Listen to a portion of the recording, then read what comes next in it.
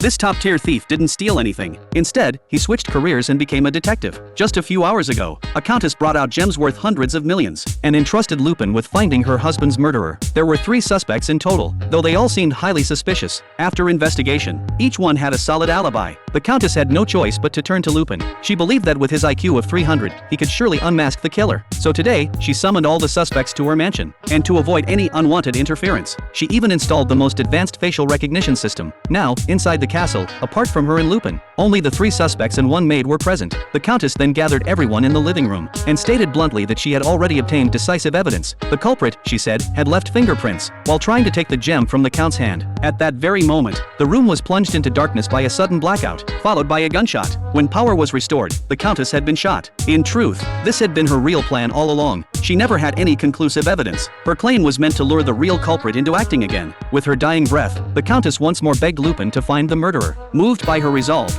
Lupin finally got serious. His first move was naturally to check the security footage, but unfortunately, the recordings had already been taken. Left with no other options, Lupin returned to the crime scene. After a careful examination, he noticed a large amount of pollen scattered on the floor, a sign that someone had passed through. At the same time, all the curtains in the room were drawn, and the pistol in the countess's bedroom was missing a single bullet. Clearly, that was the murder weapon. Lupin then asked the maid about anything suspicious regarding the 3 suspects. One had been sneaking around the hallway, searching for something. Another had stayed in his room, staring out the window the whole time. The third had simply remained in his room. Just then, a lightning bolt struck. A realization exploded in Lupin's mind. He now knew exactly who the culprit was. After gathering everyone, Lupin began his deduction. Not a single person present had pollen on them from the floor. Yet after the incident, without anyone leaving the room, the culprit managed to take the security footage and return the pistol to the countess's bedroom. Everything pointed to one conclusion. There was a 7th person inside the castle. The reason the culprit had drawn all the curtains was to prevent the lightning flashes during the blackout from revealing the 7th person's face. And the fact that this person could bypass the security system undetected meant that the culprit was one of a pair of twins. Only one person could have pulled this off.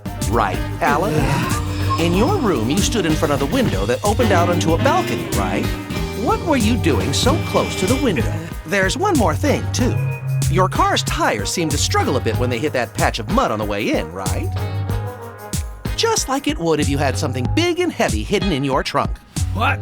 Just as Lupin was laying out his reasoning, a handgun silently emerged from behind the curtain. In the next second, a gunshot rang out. The culprit immediately smirked coldly, but the one who fell wasn't Lupin. It was his twin brother. They had murdered the count because, as their uncle, he had refused to help their father when he went bankrupt, ultimately driving their father to suicide. Consumed by vengeance, the brothers had committed the crime. With the case closed, Lupin did not take the gems offered as payment. Instead, he returned them to the countess.